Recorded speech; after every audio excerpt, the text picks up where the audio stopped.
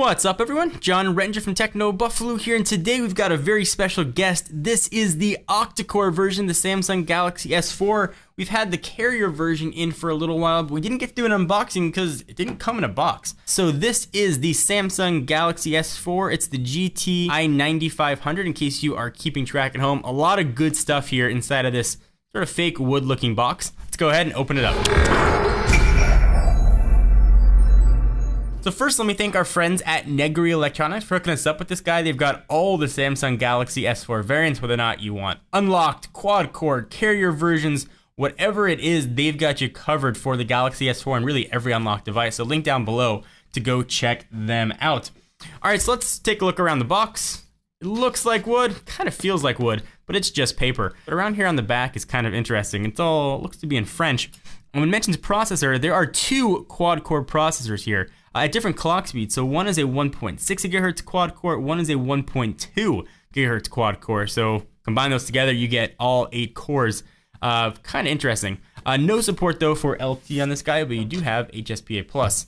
So I'll go ahead and cut the little paper seal here and open it up. Here is the Samsung Galaxy S4. Looking very similar to the Sprint version we took a look at earlier. Push it off to the side for just a quick moment. See what else we're gonna have in the box. We've got a handbook in the box. We've got your charging and sync cable. Got your wall wart, which is a little bit on the larger side. We've got the battery, which is the same size as the carrier version. It's 2600 milliamp hours. Then we've got a pair of headphones with mic built into them. Let's go ahead and peel off the plastic. That's always some of the most satisfying whooshing noise that we get. Brand new phone. So the battery is fully removable. Pull off the back. There we go. More stickers. It's that same plastic back that we saw on the carrier Galaxy S4 and very similar to the Galaxy S3. So we'll go ahead and pop in the battery. We'll go to settings, show you that it is indeed running Android 4.2.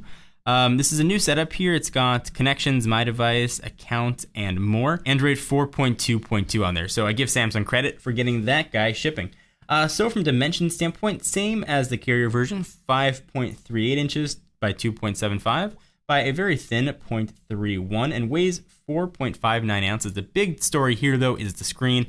It's a full 5-inch 1080p display with a 441 ppi and it's a Super AMOLED Plus 13 megapixel camera on the back, 2 on the front, and again that's the same from the carrier version. There are some sort of metal-esque accents here on the S4 that weren't on the S3 that make it feel very good to have. Now they're still plastic, but it definitely makes the phone feel a little bit better in the hand. All right, so we've got the Octo-Core awesomeness in my right hand. We've got the carrier quad-core version in my left.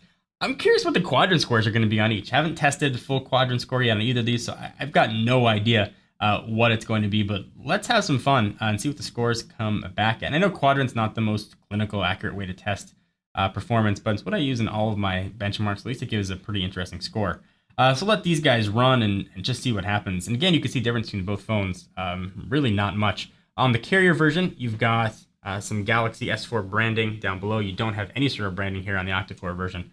Kind of interesting. We did a reset on each, and I will say that the Octo-Core version booted up much quicker than the quad-core version, but again, this didn't have to go through the Sprint splash screen. See what we got. Again, Octo-Core, quad-core, and again, this might have just used one of the quad-core chips.